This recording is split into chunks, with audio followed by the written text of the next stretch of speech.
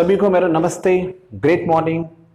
आइए अभिवादन की इस सीरीज में जो सेक्शन नंबर 2 है उसको हम आगे बढ़ाते हैं। लास्ट वीडियो में आप लोगों ने देखा होगा कि अभिवादन कैसे किया जाता है, किस लहजे में किया जाता है, कब कब किया जाता है, ये आपने उस वीडियो सेक्शन में देखा होगा। आज हम इस अभिवादन के सीरीज को बढ़ाते हैं, थोड़ा सा और करते हैं। देखिए, कोई भी व्यक्ति किसी भी चीज को एकाएक नहीं सीख सकता। किसी भी चीज को सीखने की एक प्रक्रिया होती है और हम जो इंग्लिश सीख रहे हैं, ठीक, वो एकदम प्रारंभिक प्रक्रिया है। प्रारंभिक प्रक्रिया को जब हम पकड़ लेते हैं और अच्छे से उसको समझ लेते हैं और अपने लाइफ में उसको यूज करना सीख लेते हैं, तो फिर धीरे धीरे आप बड़े बड़े सेंटेंस बोलना प्रारंभ करते हैं और बोलते भी हैं, और जब सामने वाला जब बड़े बड़े सेंटेंस बोलते हैं उसको समझने भी लगते हैं। अक्सर होता क्या है कि आप एक महीना मान लीजिए कहीं स्पोकन क्लासेस ज्वाइन किया है और स्पोकन क्लासेस वाला अपनी स्पीड से चलता है और आपकी स्पीड अगर उसी के समान है तो मैं समझता हूं कि आप मेंटेन नहीं कर पाएंगे। आपको एक अलग स्पीड रखनी होती है। आपको अपने साइकोलॉजिकल जो मस्तिष्क होता है उसका यूज करने आना चाहिए। आपको ये समझना चाहिए कि आप किसी भाषा को सीखने की प्रक्रिया में हो और वो प्रक्रिया किस प्रकार से चलती है आपको भली भांति समझना होगा, क्योंकि आप जो सीख रहे हैं वो एक भाषा है, वो आपकी संस्कृति नहीं है। आप दूसरे की संस्कृति को अपना रहे हैं। इस कारण से आपको धैर्य रखना होगा। पहले वाकई में प्रारंभिक चीजों को सीखना चाहिए, जिससे आपका कॉन्फिडेंस लेवल जो है वो बढ़ेगा। अधिकांशतः ऐसा होता है कि हम जब 11th-12th क्लासेस में आ जाते हैं, समर में जब स्पोकन क्लासेस ज्वाइन करते हैं, 2 से 3 महीने कोर्स करते हैं और उसके बाद जब नहीं आता है हमको, तो फिर हम हताश हो जाते हैं और समझते हैं कि इंग्लिश बहुत ज्यादा कठिन विषय है। उसके पीछे कारण है कि वो कठिन नहीं है, पढ़ाने वाले ने भी गलत नहीं पढ़ाया, बहुत सारी सही तरीके से पढ़ाया हुआ होता है। प्रॉब्लम होता है कि हमारे सीखने की प्रक्रिया में पढ़ाने वाले ने तो अपने प्लान से पढ़ाया, पूरे कोर्स को पढ़ाया, बट हमने जो सीखा है हमको कैसे यूज करना है, ठीक है, वी डोंट हैव प्लान। हमारे पास कोई प्लान होता नहीं है। वैसे आपके पास बेहतरीन प्लान होना चाहिए। उसके लिए आपको मैं एक चीज बताता हूं, हमेशा ध्यान रखिएगा इंग्लिश के लिए।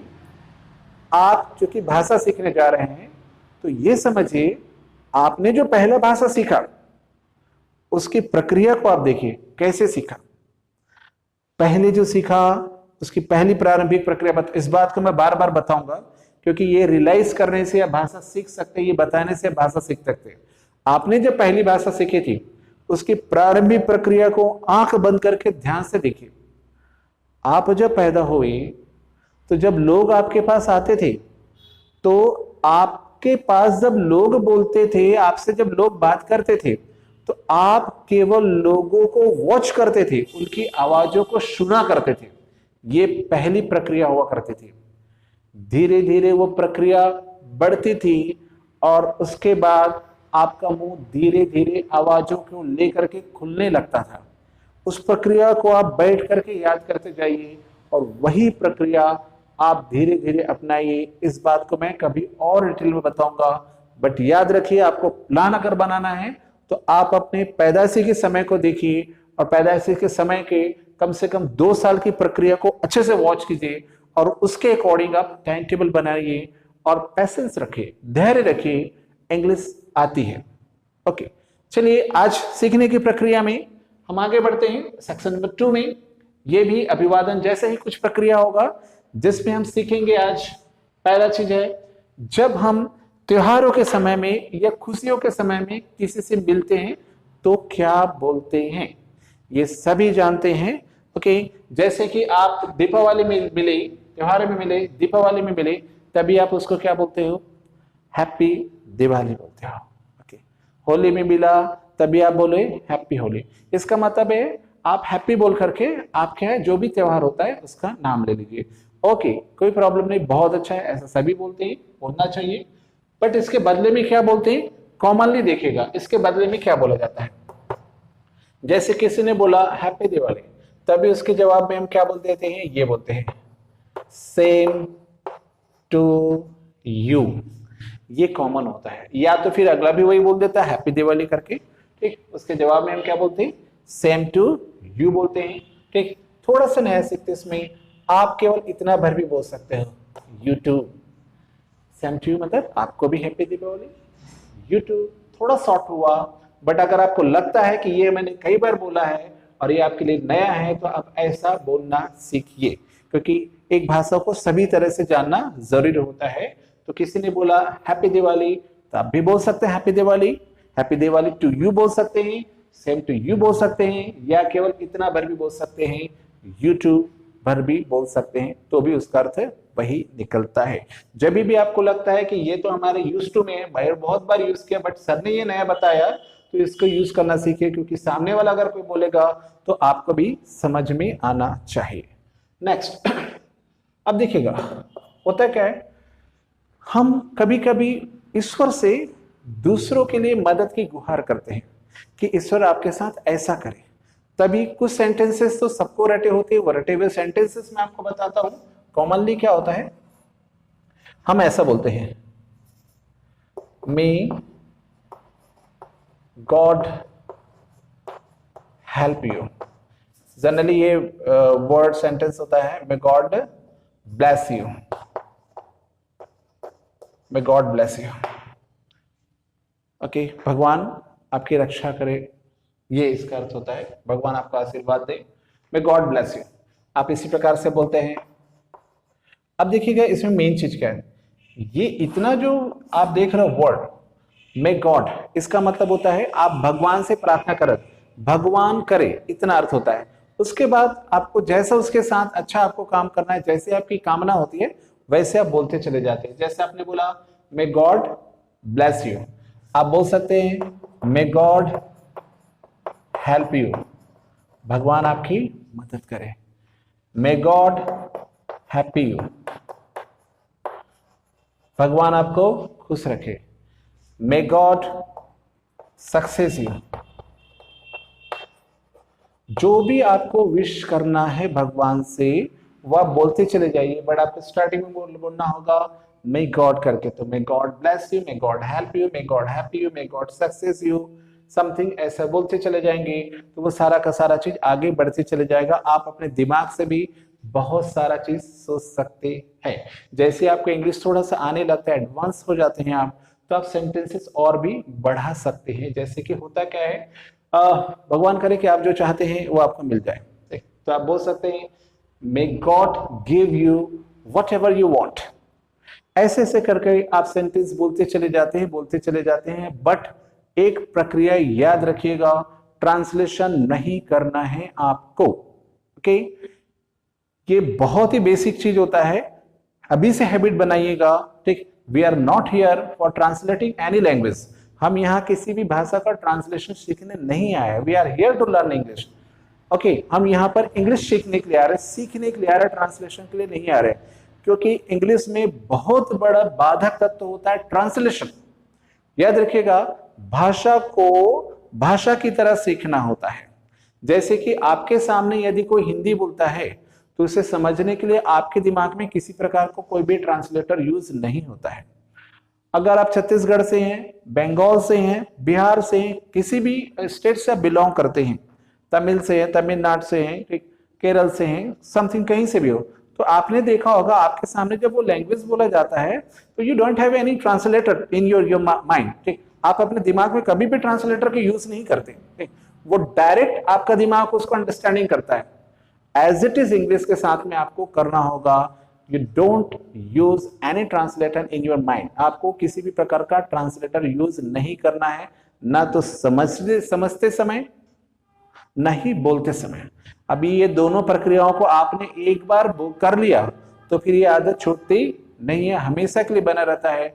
और फिर होता क्या है कि जब आप किसी से स्पीक आउट करोगे इंग्लिश में, तो बीच में वो ट्रांसलेटर की जो दीवार है वो आ जाती है। उसके कारण से क्या होता है, कॉन्फिडेंस लेवल डल होता है, क्योंकि आपका दिमाग प्रोसेस कर रहा होता है ट्रांसलेटिंग का, तो कंटिन्यूटी बनी नहीं होती। तो इस बात का हमेशा ध्यान रखेंगे। आइए आगे बढ़ते हैं। तो ईश्वर से आपको किसी के लिए हेल्प मांगनी है या खुद के लिए भी, तो भी आप मेक आउट करके बोल सकते हैं। नेक्स्ट यहां पर देखेंगे हम लोग,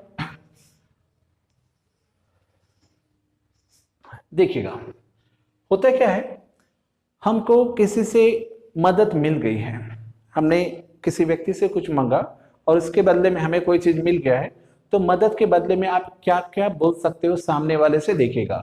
इससे बहुत सारा चीज आप लोग जानते हैं वो देखिएगा। जैसे आपको किसी ने मदद कर दिया तभी आप क्या बोलते हो, कॉमन है थैंक्स, थैंक यू। ज्यादा मदद हुआ तो आप बोल सकते हो थैंक यू वेरी मच। आप बोल सकते हो सो मेनी थैंक्स। आप बोल सकते हो many many thanks, thanks a lot, thanks a lot. ऐसे कुछ सेंटेंसेस का आप यूज करते हैं। Thanks, thank you very much, so many thanks, many many thanks, thanks a lot, ऐसे चीजों का यूज करते हो। ओके, बहुत अच्छी बात है। इसमें सीखने की प्रक्रिया में क्या है, जब आप थैंक्स यूज करते हैं आप थोड़ा सा हैबिट चेंज कीजिए, थैंक यू वेरी मच बोलना सीखिए। जब आप थैंक यू वेरी मच आपको लगता है कि हाँ मैं यूज टू में हूँ, बार बार ये यूज करता हूँ, तो आप थैंक्स अ लॉट का यूज करना सीखिए। इसमें कुछ ध्यान रखने वाली बात क्या है वो देखिएगा। ये जो दो चीज है उसका ध्यान रखिएगा। थैंक्स जैसा वर्ड जो है किसके लिए यूज करना चाहिए, ये जो सेंटेंस अपने आप में ये किसके लिए यूज करना चाहिए। तो थैंक्स जैसा चीज है वो अपने से छोटों के लिए या अपने से बराबर वालों के लिए यूज करना चाहिए। उसी प्रकार से अगर आपको लगता है कि आपसे उम्र में बड़ा है तो उसको थैंक यू ही बोलिएगा, थैंक यू वेरी मच ही बोलिएगा। थैंक्स या अपने से छोटा वगैरह है, अपने से अगर बड़ा तो थैंक यू यूज करेंगे, थैंक्स वगैरह यूज नहीं करेंगे। क्योंकि ब्रिटिश जो लैंग्वेज है ये इंग्लिश से ऐसा है, उसे बहुत ही ज्यादा मैनरफुल है वो। इसमें बहुत छोटी छोटी बातों का ध्यान रखा जाता है, क्योंकि हम उसके प्रति सेंसिटिव नहीं हुए, इंग्लिश के प्रति इसका से समझ में नहीं आता, बट धीरे धीरे आपको समझ में आएगा। ओके, कि अगर आप किसी अपने से बड़े को थैंक्स बोल देते हो तो वो एकदम भद्दा सा है। मतलब आप किसी बड़े व्यक्ति को कैसे बोल रहा हो, ठीक है मदद के लिए धन्यवाद आपका, ये भाव आता है जो कि अच्छी बात नहीं है। इन बातों को समझना होता है। तो ध्यान रखिएगा, अपने से छोटा या अपनी उम्र का है तो उसको मदद के लिए आप थैंक्स बोलेंगे, और अपने से अगर बड़ा है तो थैंक यू का यूज करेंगे। इन बातों का ध्यान रखेंगे। अगर आपको लगता है कि उसने जो मदद की वो बहुत बड़ा है तो उस कंडीशन में आप इन चीजों का यूज कर सकते हैं। आइए आगे बढ़ते हैं। जब आप किसी से मिलते हैं तो क्या बोलना चाहिए। अगर आप मिल रहे, आपके पास दोस्त वगैरह है तो आप बोल सकते हो सिंपली, आप जैसे कि गुड मॉर्निंग है, गुड इवनिंग है, गुड आफ्टरनून है, इसका यूज कर सकते हो। जनरली लेकिन दोस्तों के साथ ऐसे यूज नहीं कर सकते, तो आप यूज कर सकते हो हाय वर्ड का यूज कर सकते हो। हाय या हेलो वर्ड का यूज कर सकते हैं, ये कॉमन सभी को मालूम है। बट अगर बड़ा रहा तो कभी भी हाय या हेलो नहीं बोलना चाहिए। हो सकता है कि सामने वाला आपके पास फ्रैंक हो, आपसे फ्रैंक हो, बट फिर भी हर चीज की एक लिमिटेशंस होता है। तो मैं समझता हूं उस लिमिटेशंस को कभी भी क्रॉस नहीं करना चाहिए। जो चीज जिसके लिए बना है उसी का यूज करना चाहिए। तो अगर आपके पास दोस्त वगैरह है, आपको विशिंग करना है, तो आप जनरली आप good morning good afternoon use कर सकते हैं। तो फ्रैंक है, वैसे दोस्त फ्रैंक होते हैं तो हाय हेलो कर सकते हैं, बट बड़ों के साथ में कभी भी हाय या हेलो वर्ड का यूज नहीं करना चाहिए। इट डजंट लुक बेटर, ये अच्छा नहीं सो होता है। बट हाँ, ये अगर आपसे बड़ा है तो आप गुड मॉर्निंग गुड आफ्टरनून का ही यूज करें, हाय हेलो का यूज नहीं करें, क्योंकि ये मैनरफुल लैंग्वेज है ये। नेक्स्ट आगे बढ़ते हैं। वापस जाते समय, वापस जाते समय भी आपको बहुत सारा चीज मालूम होगा। अगर दोस्त है तो आप उसके लिए यूज कर सकते हैं बाय, गुड बाय का यूज कर सकते हैं। लेकिन अगर बड़ा हो तो बाय या गुड बाय का यूज नहीं करना चाहिए। उसको पहले जो विशिंग लिस्ट मैंने बताया था आप लोगों को, गुड नाइट या फिर good day, have a nice day sir, ऐसी चीजों का यूज करना चाहिए। क्योंकि आप इनको जानते ही करके मैं लिख नहीं रहा हूं, क्योंकि ये समझते हैं, बट आपको इतना ही समझना था कि बड़ों के लिए क्या यूज करना है, छोटों के लिए क्या यूज करना है। आशा करता हूं कि ये बारीकियां समझ में आ गई होंगी, भाषा सीखने की प्रक्रिया और अभिवादन की प्रक्रिया। इसी के साथ मैं वीडियो लेक्चर यही समाप्त करता हूं। Good night to all of you. Thank you. तेरी वो रफ्तार हो, रोके से भी तू ना रुके।